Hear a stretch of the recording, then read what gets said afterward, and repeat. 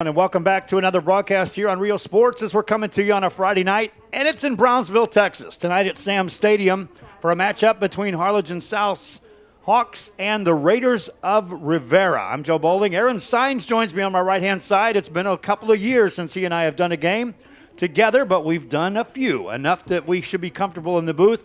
Aaron, a good place to be. I call this the best seat in the house for press boxes. Here we are at Sam's. It is a beautiful evening here at Sam's Stadium, Joe. You know, it's my first ever broadcasting here in Brownsville, and I'm excited. Of course, I'm mostly in the Harlingen area, but to be able to come over here and to see the fans in Brownsville, to see the atmosphere, get a feel for that is just really exciting. Looking forward to this great game tonight. 5A, 6A, big battle coming up. These two teams are used to each other. They've seen each other in district. Now they're not in district anymore. And the Harlingen South Hawks, the one thing that is similar with the Rivera Raiders is their records. Both come in with 1-2, the ability to get to the 500 mark 4 games into the season. And realistically, I think when both looked at the records that they projected coming into this season, 2-2 would be where they would want to be. From the perspective of what they're building on. So equally, both coaches and staff wants to get a win in this game. I think so. You know, if you're at Rivera, you've got big district coming up. You've got some big players still on this side of the valley. I think this is kind of more than a tune-up game for them. Of course, familiar foe in this moment, but if they can get over the hump on this one, they've set themselves up for district. And the same way with South have battled a couple of big teams. They're playing some bigger opponents, different than last year. Same team, different classification, and so they too want to get over that hump, also prepare themselves for a brand new district this year. We're going to break this down a little bit team by team, and we'll start with the Harlingen South Hawks. Aaron, of course, is on the broadcast crew. That's all the home games at Bogus Stadium on the Channel 17 with Harlingen School District, and so you get a little better look and some more perspective on the Hawks coming in here. Last year, Aaron, one of those years, just everything lines up, all the players are in the right position, new coaching staff, new energy, and they produced a magical season. 1-2 now into this season. Maybe game 1 or 2 of this year, you're looking at saying, well, what happened? What happened? No longer. This season is now this season. Last season is gone.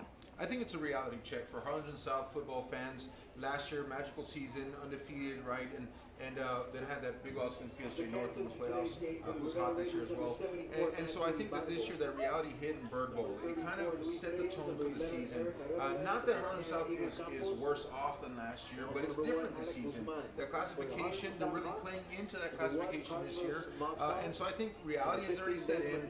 Kind of fans, I think family, friends are kind of understanding like this is a new reality that we're living in, and we got to get good at this one. And so they got some early tests against 6A teams, Joe. They still lined them up this year in pre-district, but I think they're excited for the experience gained as they move into that new 5A reality. And the message now from the coaching staff is, here we are. Where do you want to get to for this season? And it starts here in a game like this, you know, the things that you have to do right. We want to get a win here. We want to build into before we get into district play. But again, no more looking back. No. It's everything looking forward. Right. Yeah, I think so. I think, you know, and you do it right here. You do it tonight. They did it last week here in Brownsville as well. They're here at this stadium, I believe, against Hannah. And so they dropped one to Harlingen High, dropped one to Westlaco. And so now they got 2 Brownsville back-to-back. I believe they have 2 weeks before district starts. And so now they're starting to get it. Maybe they're kind of healing from the early wounds, the early shock, if you will, of kind of this is not last season. And so this is how you right the ship to move forward. Rivera Raiders again come in. It's no stranger to look across and be playing against a Harlingen South. It was just 2 years ago they were in the same district. But the definition between two teams starts with Class 5, Harlingen South, Class 6, Rivera Raiders, and sometimes, Aaron, that can make a difference. Just the line that separates the two teams, the 6 and 5A classification. I think what I try to explain this to people, right? What's so different about 5A and 6A? Well, if you have 1,000 players to choose from, and you're going to field a team that's going to have 11-11, you're going to have a better chance of fielding the best players than if you have 400 to choose from, and you got to field the same amount of players. And so really it's a numbers game. 6A, you're going to have more players, more students as a whole to draw from. 5A, you don't have as many. South has gone down in numbers, and so now there's fewer people to draw from. You're going to see it on the field. If you look at just the sheer numbers of each team in the South having less players than they have in the past.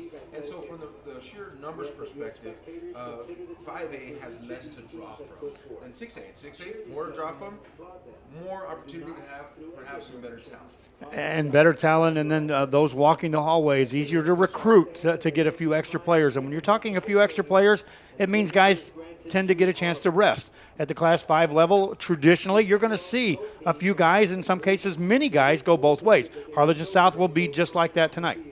Yeah, Caleb Anaya, for me, number 32, is kind of that anchor of that defense, Joe. And, you know, he's been put on the offense as well. He's running kind of an H-back, sometimes full-back, tight end even. And so if you have your arguably the best deep defender you have on the defensive end of the football field, and you have to go both ways, it comes down to numbers, and it comes down to just wanting to put your best on the field, and sometimes that means you're going to have to really exhaust some guys, and number 32 is one of those. He does a great job of it, by the way. Excellent young man, but he will be pushed tonight. Puts pressure on both teams when you know you have players playing both ways, and that is when you're on defense, you don't want that defense on the field for a long period of time. When you're on offense, you want to execute, but you don't necessarily want to boat race it down the field and put guys back on the field on the defensive end because, again, the defense can be taxing. And then, again, if you're going up against a traditional 6A school, which means here comes more physical, bigger players to play against, all of that comes into play. By the fourth quarter, you're looking at a different style because the players are just flat worn out. Yeah, one of the things that, I saw from South, I'm going to get a chance to see Rivera here in a while. I'm excited about that. Like you mentioned, called a bunch of their games over the past several years. But one of the things about South early on is that depth, right? And do you have that depth to get into the fourth quarter, especially these humid nights? I don't know about you, Joe, but we've been seeing a lot of guys go down with cramping the last few weeks because of the humidity and the air. If you're not hydrating well. And so sometimes the difference between 5 and 6A is that you just have more guys on the sideline. And I know that South has been dealing with that this year, and so they're hoping to stay healthy and get to the fourth quarter. But Rivera may have an edge in that category, if you will, just by having more bodies on the field. Good crowd on hand here at Sam Stadium. We're about 4 minutes and some change before the kickoff of this one. They'll have the two playing of the school songs, and then we'll have the national anthem, and then we'll get into the broadcast. That's Aaron Sines. I'm Joe Bowling. Hope you enjoyed our pregame show, brought to you in part here by Pronto Insurance, by the City of South Padre Island, by the EDC of San Benito, and by Luke Fruia Motors. We'll be right back with more from Sam Stadium. Tune in here on a Friday. For those watching on our social media, please share the link, like our page. If you're on our Facebook, share and like.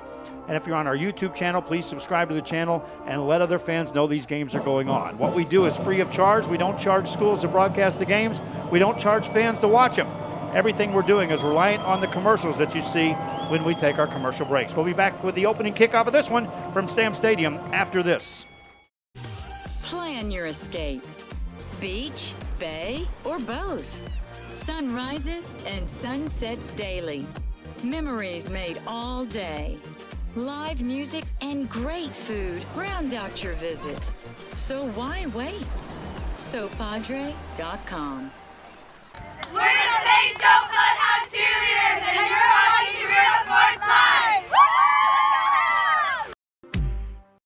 Live! Baby, just listen to me. Escucha. Do everything with speed. Prontísimo. Out of home business or Flexible. insurance for all your needs. Barato. You say you just got a new boat. Come on by and we'll give you a free quote. Prontísimo. Okay, who's singing near you? Hello? Accesible. I'm out. Ask your agent how you can start saving with Pronto. Best price in town. We are the Border Cowgirls, and you're watching Real Sports Live. Yeehaw! Ibanez Tortilleria, serving up freshly made in-house corn and flour tortillas since 1994. Try delicious menudo, tasty barbacoa, fresh tamales, tacos, pareadas with juicy grilled chicken, and tender fajitas. On Mondays, buy one barbacoa taco and get one free if you mention that you're a Bloodhound fan. Located at 4726 Paredes Line Road, Brownsville, Texas. Open every day at 6:30 a.m. till 9 p.m. To order, contact 956-541-9594. We're the San Bernardino Lady Trojans, and you're watching Real Sports Live. Our service is unmatched. Our commitment to our team and our community, relentless. Our products are innovative and exciting. Fruia, we're what's next now.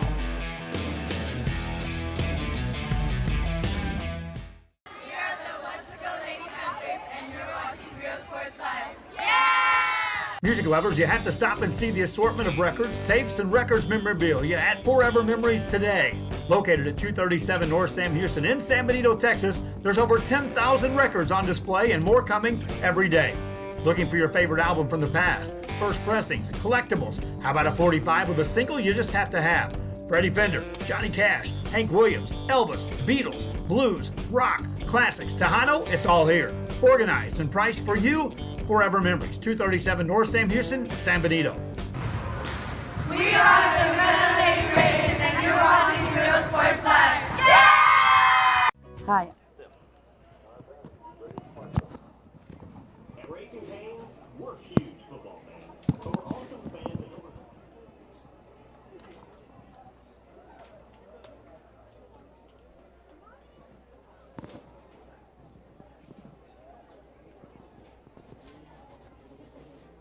At Racing Canes, we're huge football fans, but we're also fans of over 30,000 other partners in the communities we serve. When you order our hand-battered chicken fingers, you're also supporting your hometown. Racing Canes Chicken Fingers, one love. Lone Star National Bank, the Valley's Bank. We do what the little banks can't and the big banks won't.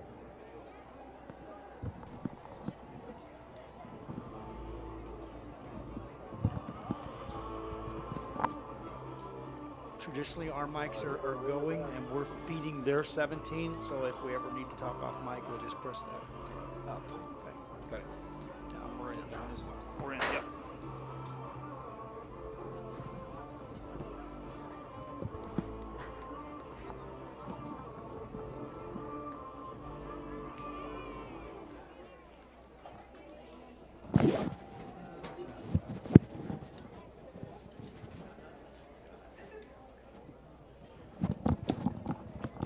And welcome back to another broadcast here on Sam's Stadium in conjunction with the KBISD and the Brownsville School District. I'm Joe Bowling with Rio Sports Live. To my right-hand side is Aaron Sines, and Sam's Stadium, a beautiful spot to watch a game. I talk about it all the time, that if fans haven't been here to attend a game in person, they need to. The atmosphere, as you see the Raiders come out on the field, is as good as any, as the Hawks on the far side of the field make it. I don't care what the attendance is. This place has the feel of where you should be on a Friday night. I told you, I look around this stadium, Joe, this is beautiful. You know, the palm trees, like this is the quintessential Valley football stadium. It's been around for a long time. It is a beautified room. That's some clouds up in the sky, the sun. It's just a gorgeous place. If I were to draw or paint something that said this is what a Valley football field would be like, this is it. Sam Stadium, of course, is having some renovations done on the south side. Once they finish that, this place is going to look even better. But again, it's a great place, a great environment. If you're watching these games, I always encourage, regardless of where we are when we're broadcasting games, come out to them in person. It does a couple of things. It lets you experience what it is, that the excitement is, that the legacy of Texas football, and it also allows the energy for kids to play under. And I can't stress that enough, that bigger crowds present bigger opportunities for kids to make plays. You can't define it, but it does happen, and so we always encourage people to come out. There's a lot of middle school players that are on hand here for the Rivera Raiders, and so that's going to add to the energy of this stadium. Hawks brought a crowd too as well, and Aaron, as always, after 2020, I look around, the bands are here, and I'm always happy to see that. Bands, cheerleader, dancers, fans are in the place. This is an amazing and awesome experience tonight, Joe. Yes, you mentioned the middle school students. There's, if I to count 125 middle school students, Joe, and they're all watching their big brothers on the varsity team, and I know it doesn't have that little extra edge because little brothers are watching. So we talk about that in our pregame show just a bit, that the big school, small school, 6A, 5A, and there's the definition behind it. Look how many middle schoolers are feeding the Rivera High School right here in Brownsville. Hawks will be kicking off to start this game. They're in the white uniforms with the orange and green trim, and they'll be going right to left, meaning they're kicking down into that south end zone towards the sunshine. That sunshine will go away. You may see a glare or two on the early camera angles. Once the time change happens, that goes away. And about 15 minutes into this first quarter on a clock, not necessarily a game clock, then we shouldn't have any issues with the sun as well. Hawks to kick it off, Raiders to return. They're in the black uniforms, traditionally with the white letters, and sit back and enjoy it on a Friday night. Kickoff is going to be let go as the ball rolls into the end zone. And so the Raiders will take over 1st and 10. We didn't get to talk about keys, but let's talk about keys for the Hawks. Start on the defensive end, what they have to establish. Well, Caleb Anaya really is the anchor at the middle of that defense. He was just on kickoff, by the way. We talked about going both ways, 3 ways this evening so far, Joe. And I think he's the anchor for that defense. They've got to get and utilize their speed, their athleticism. A smaller defense, Joe, they got to move around. Raiders offense on the field for the first time on the night. And they'll be directed by their quarterback, which in this case is Jesus Hinojosa. He's a junior signal caller, has a single back in the backfield, twin receivers left and right, and a traditional spread set. On a 1st down play for the Raiders. They'll look to throw, sling it left side, that's caught. 5-yard gain, quick pitch and catch, out of bounds at the 30. Well, the Hawks start with 3 down defensive linemen, okay? And so that means that they got a bunch of guys standing up in that middle to the back end of their defense. And what that is, they brought a blitz on the end, and that allowed space in a zone coverage for that Rivera receiver to get out and be open. So a lot of these movements here, if Rivera can pick it apart and hit those zone pockets, they're going to have a chance.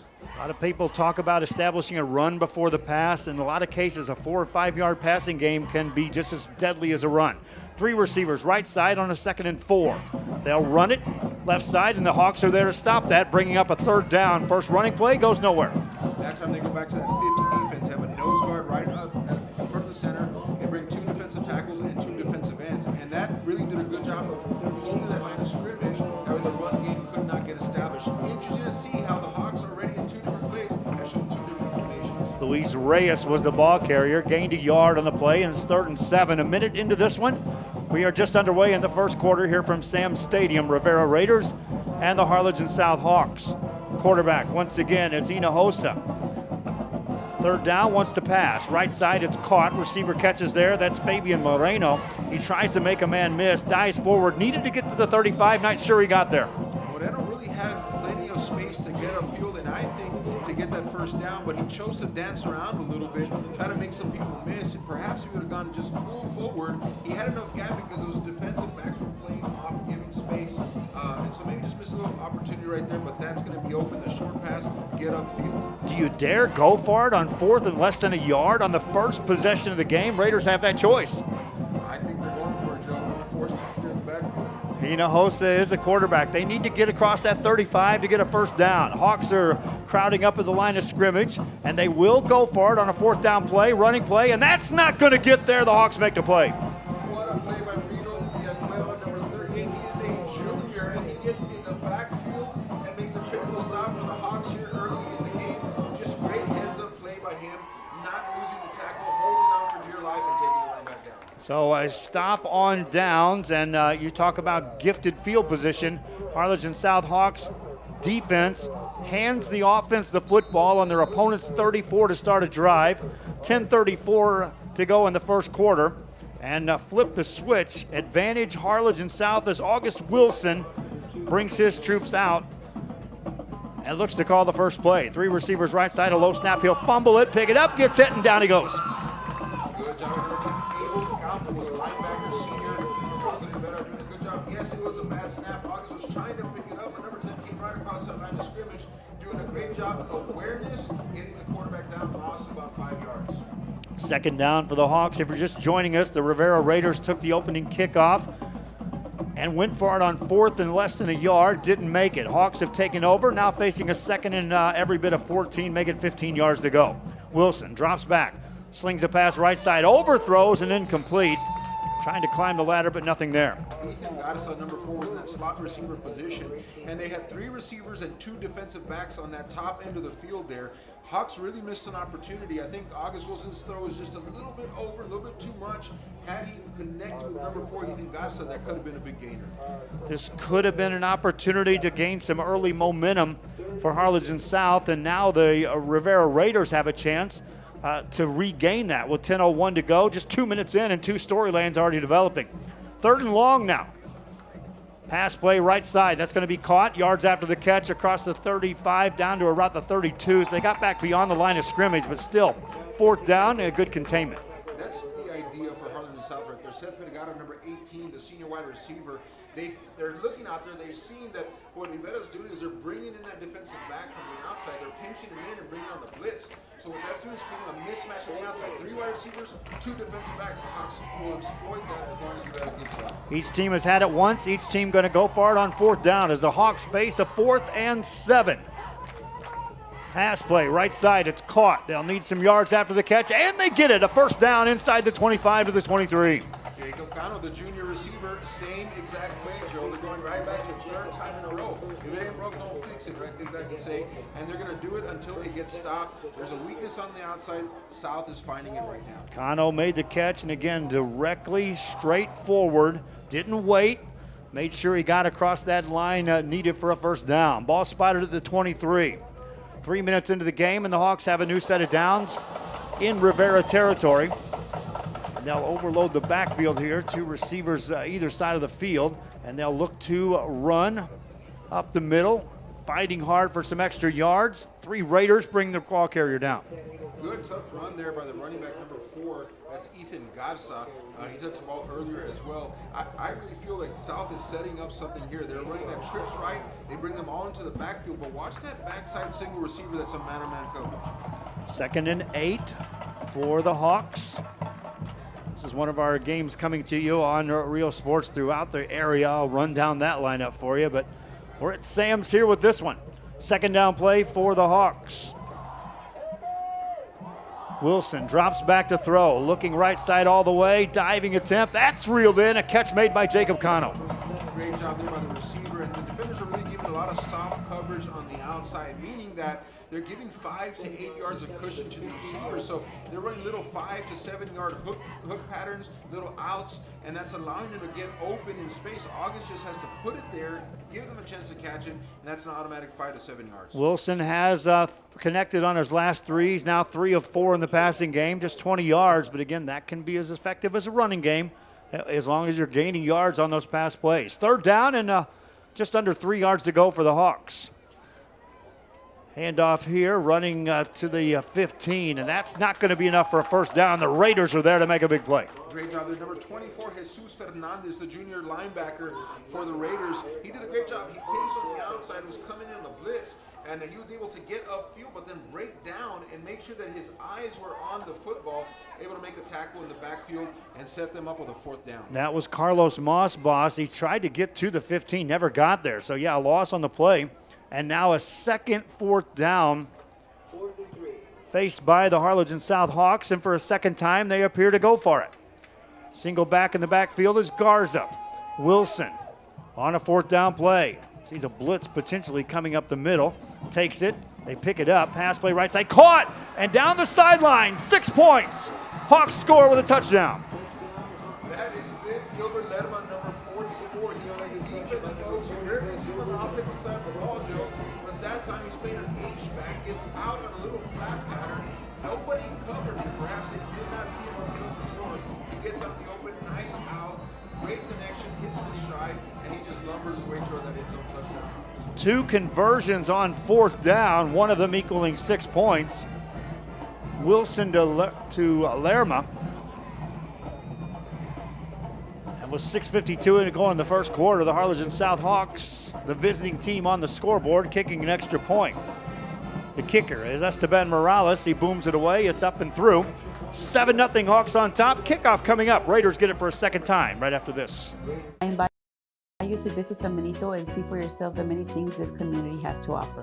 Our offices of economic development offer a variety of business resources to developers, investors, and business owners from small to large scale. Contact us and let us work together on your next business opportunity. We are the Harlingen Lady Cardinals, and you are watching Real Sports Live. A world of opportunity awaits students on their unique path to college acceptance and career readiness. The path to college starts on day 1 in Los Fresnos, a path that starts with a solid foundation